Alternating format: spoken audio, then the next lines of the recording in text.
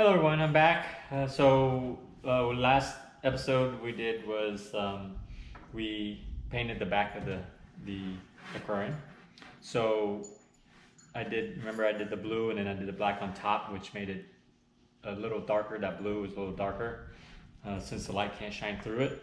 Now I like the way it turned out because it's really deep blue. I don't know if you can be able to see it, but the blue now, it was like a Patriot blue, but now it became a really dark blue. So it's just something different. I mean, you know, it's your preference. You want to do black, you do black, or any other color you want to do. But I decided to do that, and it turned out good. So as you can see, it's pretty dark. Maybe I can put a light on it later and you guys can see the background with light on it and see what you think. Okay, so today I'm gonna go ahead and put the overflow on. All right, so that's what we're gonna do today. Let me sorry, it's kind of wiggling there. Let me get real close so you guys can see. Remember, I got the eShop's Prodigy L, you know, the one with the orange color. So, shoot, okay, that was kind of weird. The plastic thing fell down and got stuck. So, we drilled the holes, and then we drilled a hole and painted it, and now it's ready to be put together as soon as I can get this thing apart. There we go. All right, so it comes with all the pieces. Okay, and today what I'm going to do is I'm just going to go ahead and just put it together so you can see. So together you can see it. I still have to do the plumbing on it, so we're just going to put it and set it there so that I can actually start plumbing it and get that started.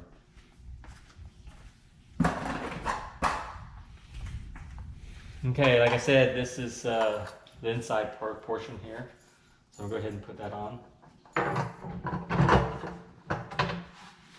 And remember how close it was to the top. All right. And then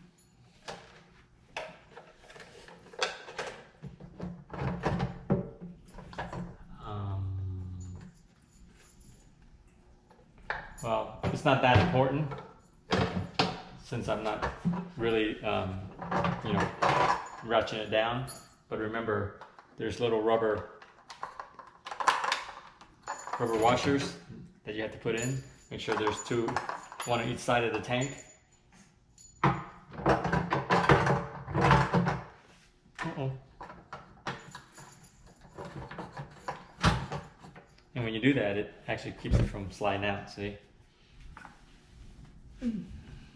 Because without it, it'll slide out. Plus, also, you can't see it, but on this rubber washer, on one side is flat, and the other side has grooves. So, I really don't know which way it goes. Does it really matter which way it goes? I don't know. I guess I should read directions and see what it says. But yeah, one side is flat, the other side has grooves. You know what? I can see. I don't think I took it out of. I don't think I took it out of the back of this one. Which way they have it? Okay. So the way they have it is that the flat part of the rubber is against the glass. So I'm going to do that to both sides. So the flat part goes against the glass, and then the one with the ridges, the rough part, going to go on the nut side. Okay, so flat against the glass. I guess that would make sense because the glass is the flattest part, and that's where you don't want it to leak.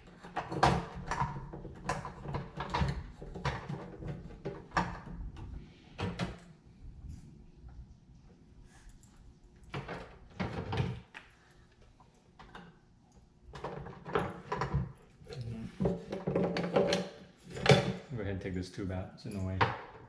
All right, so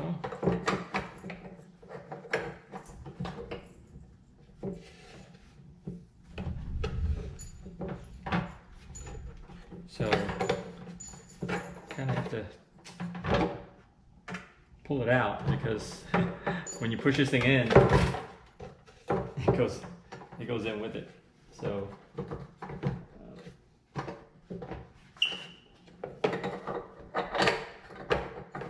the first one's going to be a little challenge, because it tends to push the screw part into the inside of the tank.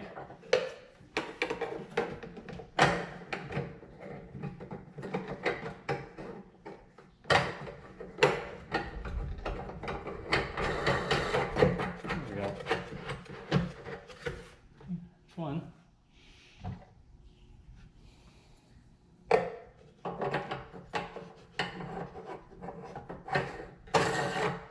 there's the other. All right.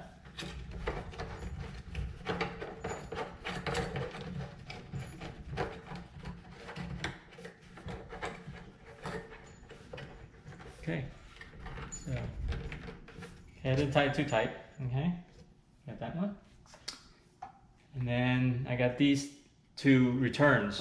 Remember I drilled the little holes for?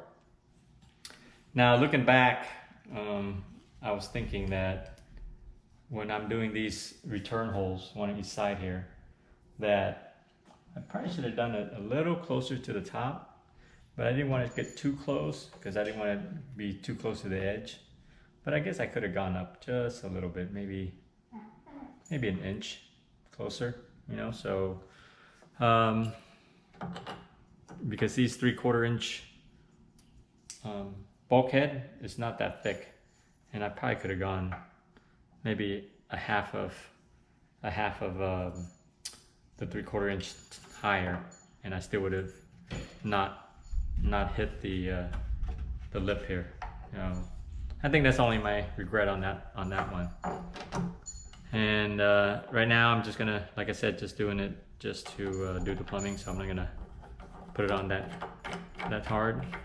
Remember, I made the holes a little bit bigger than the actual 3/4 inch outlet here, the screw part. So when I do put it together, I'm gonna put some silicone on there just to make sure that it doesn't leak.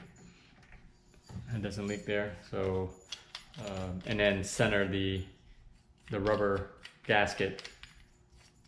Make sure it's centered on the circle in the hole, I mean, I should say, so that way it doesn't leak. All right, so now that both of them are in,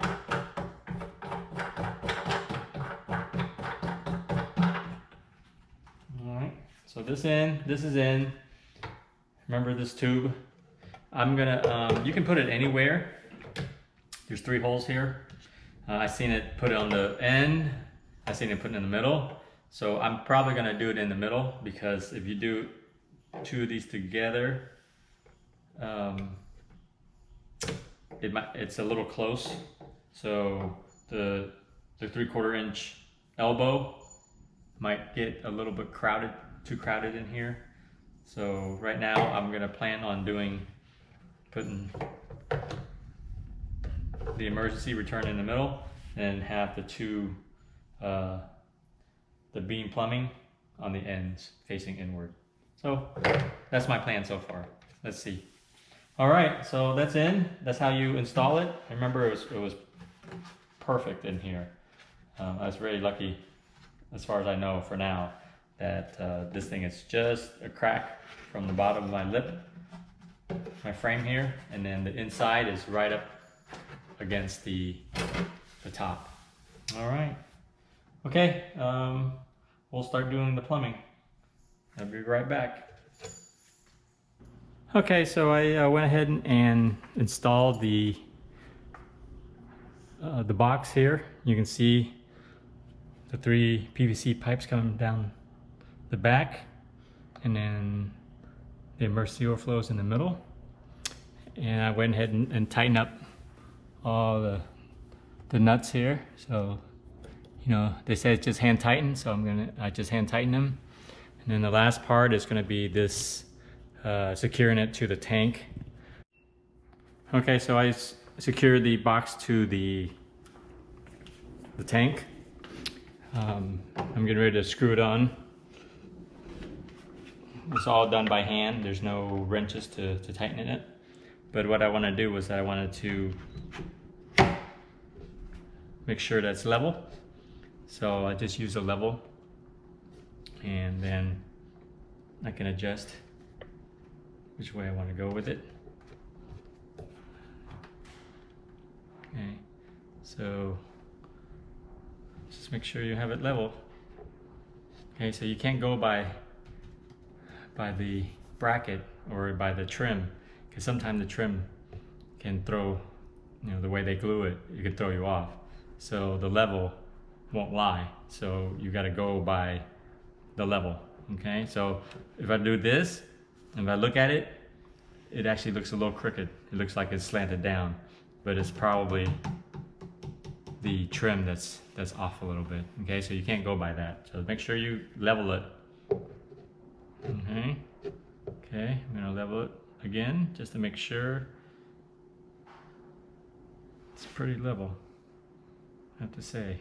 Okay, so I don't think I can go any other way. I think it's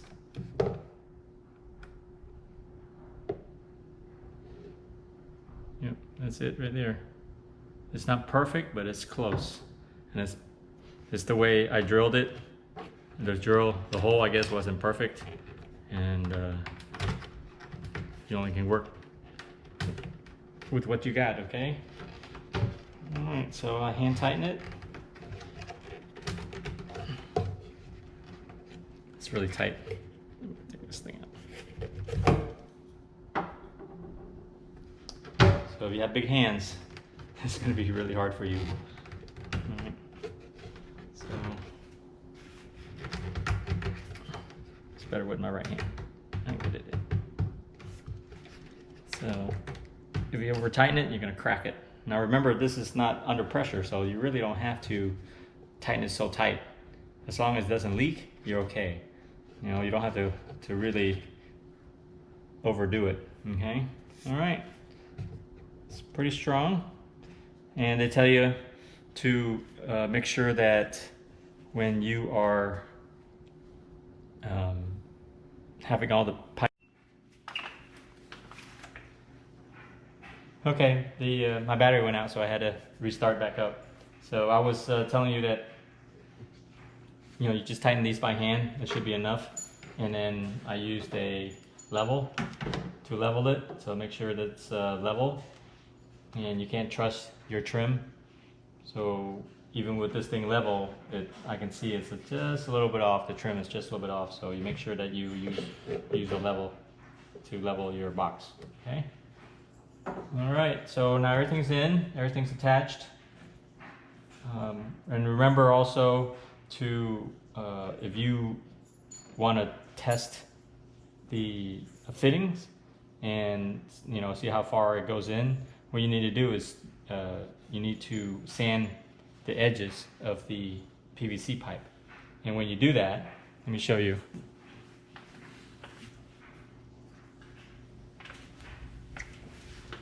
So when you sand the edges, when you cut it, it kind of spreads out the PVC. So when you try to stick it into the hole, it's very hard because it's rough on the edges. So if you sand the edges down and kind of round them off a little bit, it fits in really easily. See? That way you have a better idea how far it goes in. So remember, okay? See how it goes? And if you don't do that, when you shove it in there, it'll get stuck. All right, so you can do that to both ends. This end is a little bit harder, but this is much easier. So it's just a little trick that they tell you to do. So, and I did it, and it works out really well. Okay, so next I'm gonna glue these together and then put them into to my return holes. All right, I'll be right back. All right, so I put everything together, all the piping back here, as you can see. Now, every tank is gonna be different. Okay, so you just kind of follow the general rule of the setup. You know, they say that the more unions you use, the better. No, the better, so that you can adjust things. And I think after I did this, I wish I should have done here. I think instead of having glued on here, I should have gotten the ones that actually threaded, and that way I can unthread it, you know, loosen this, unthread it, and that way I can save the bulkhead if something happens, leak or something. But it's okay if it something happens, I can just take this whole piece apart and redo this whole piece. You know, I think it'll be cheaper if I would be cheaper if I did it the other way. So you know, you do it and you learn from your mistakes. So anyways, let's start from up top here. So I installed the return. All right, so I did the beam setup with the two together, the two returns. One is about an inch from the bottom, and the other one's about almost an inch higher than this one. I decided to put these two next to each other instead of having one over here, one over here. I actually had more room this way. So this pipe here, it came with the red pipe. I don't know where I put it. It's somewhere. But it was actually a little too short for me. So I wanted to raise it up just a little bit. So this is approximately about almost an inch, half to 3/4 of an inch from the top. They tell you to keep it not too close because you know you don't want it to overflow. So I'll test it out. If I need to do it shorter, I can do it shorter because they want this top piece right here to only be half an inch lower than this. So I kind of made that kind of tall. But you know, you do it and then you just trial and error and see how it works. It might work and I don't have to redo it. So it comes down. My return comes down here. The first one goes into the first part of the sump. I don't know. It's hard to see. It's kind of dark. I know. But so I have a gated valve here to adjust the flow. All right, so that's going to go to the first part. And remember, I put together this sump from Marine Exotic. Let me go to the other side and I'll show you. So I put it together, the sump with the Marine Exotic sump kit. It was relatively easy. It wasn't too hard. Just had to be patient, like they said. You know, once you glue each part, you need to let it dry. So I did that. So, and then here's the pump. They're gonna be going up. Okay, so I have my two returns right here. This is not part of it. This is the FX6, which I'll show you later. Okay, so I got the first return coming down with the gated valve, and then the second one is right next to it. And you know, the piping, like I said, each tank is going to be different, so you need to figure out how you're going to set it up. I did a couple of trial and error. I made some mistakes, so I ended up doing it this way. You have to work around each other. So that's how I ended up doing it. So, and then here's the overflow, emergency overflow. It's going to come right down here. I might lower it down. So as soon as I measure the water, I can cut the pipe. So they tell you to cut these return lines here, and then one way over here to go only about 2 inches below the water line. So I have to check and see where that water line is going to be. Okay, I think it's probably going to be about 8 inches, 7 to 8 inches, because right here in the middle of my sump is going to be where my protein skimmer is going to be. So, and that's gonna take about 7 inches of water. And then this part here is adjustable. So you can adjust the level of water you want in your sump right here in the middle where this protein skimmer is gonna be. I have it set, I think, at almost 8 inches. So we'll take it out. So the water comes in here, right? Flows over here. I have these socks right here that I'm gonna put inside. And it goes inside there, right? And then they have some disc that I can put on top. And then it goes over to the sump here in the middle, the refugium, they call it, where my protein skimmer is gonna be. And then it flows into here and comes back out to my return pump. Okay, so let me go in the back and see if you can see from the back part.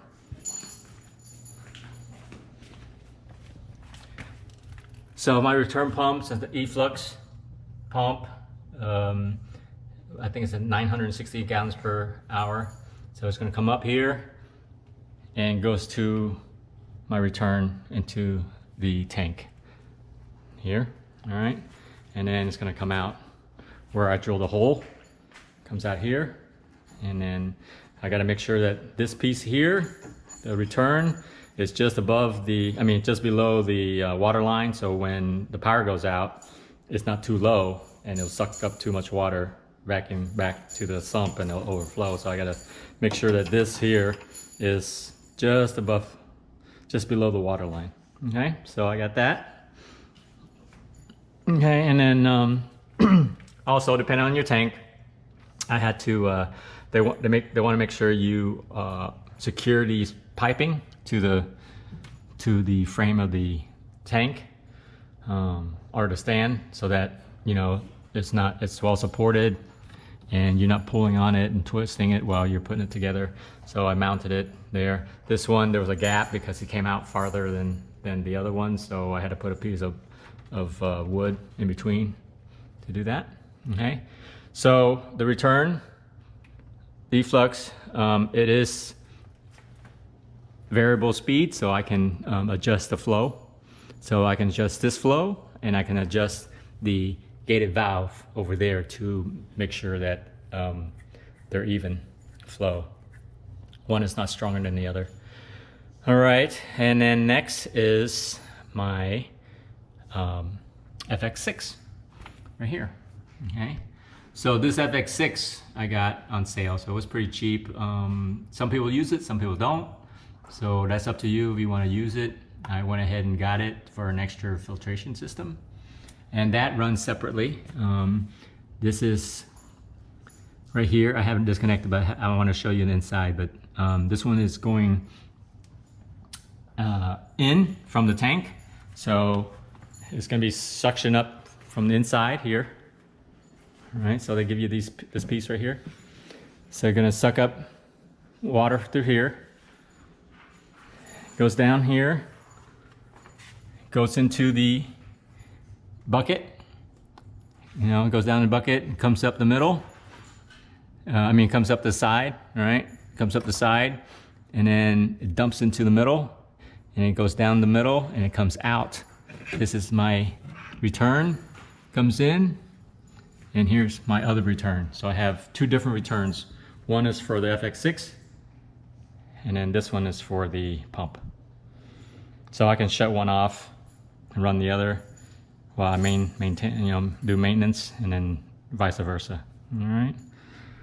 So that's how I have it set up. I don't know how well it's going to work yet, but I'm going to put water in it today and test it out later on and see how it works.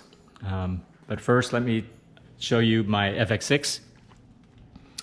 So this FX6, I looked online. They said pimp how you pimp your FX6, so I upgraded it. So what I did was that I ran these yellow balls that I got. I don't know,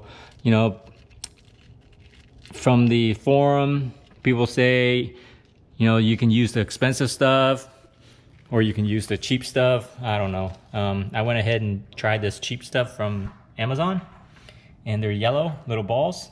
See how small they are? They're small, so they fit pretty good inside of the FX6.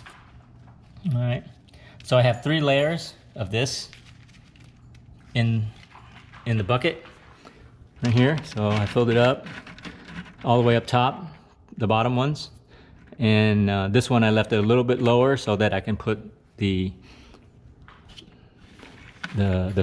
top filter on. This is they call it a polishing pad.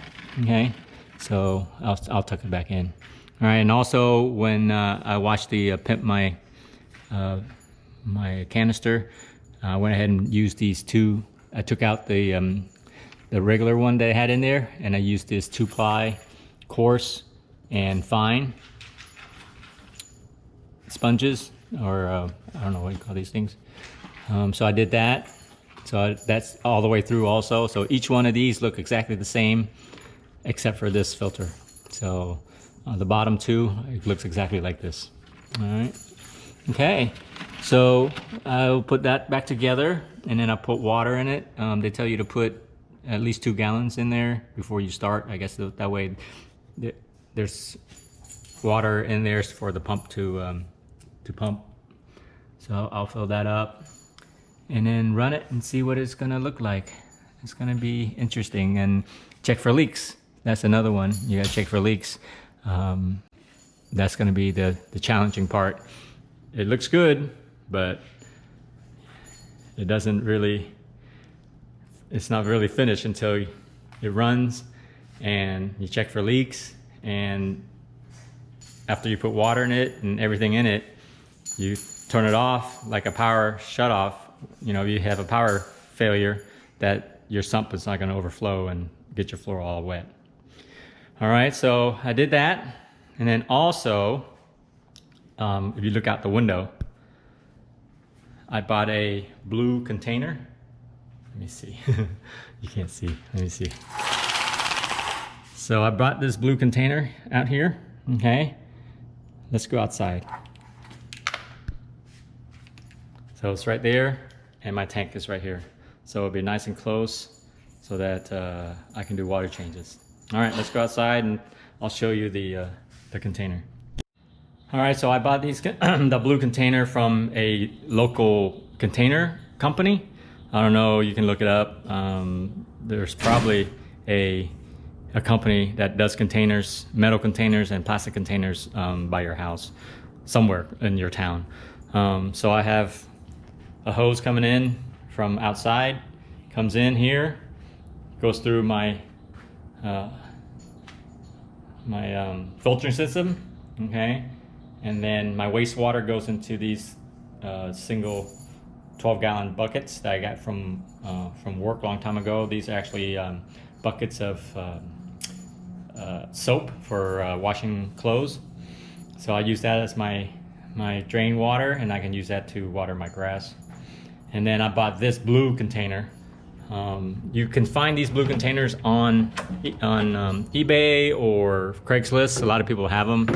I decided to go ahead and get a new one because, you know, if it's contaminated, then you put your water in there and your water will be contaminated because the plastic will you know, keep that chemical in the plastic. So I went ahead and purchased this brand new. It's food grade. It was $65, and it's a 57-gallon drum. All right, 57-gallon drum, I think it says on there. I thought it was well worth it because those Brute trash cans were, I think, about $50. All right, and it was only like 40 gallons or something like that. So I went ahead and bought this from a local company. And it has the big, I went and bought the one with the big lid on it. Okay? The lid goes on here, and then there's a ring that goes around on top. So it's a lot easier than the ones with just the little holes. You know, the ones just a little hole. I went and got the one with the big lid that you can take off. The local Craigslist, some have the whole lid that comes off, but most of them only has these little openings. So I thought it was worth it for me to go ahead and get that. So the water is running right now, mixing the salt. I have a pump going in there. All right, so that's it. That's my setup, and I will, once the tank has water in it and my rocks are sitting outside soaking in the water, as you can see. All right, so I'll be putting them in the tank. And here's a backyard. All right, so if you like, please push like and subscribe to the channel. I'm going to be doing a lot more with my 75-gallon tank. I'm going to start out with fish first, and then maybe later on I'll start doing some corals, but I'm not sure yet. Okay, thank you for watching. I'll see you on the next video.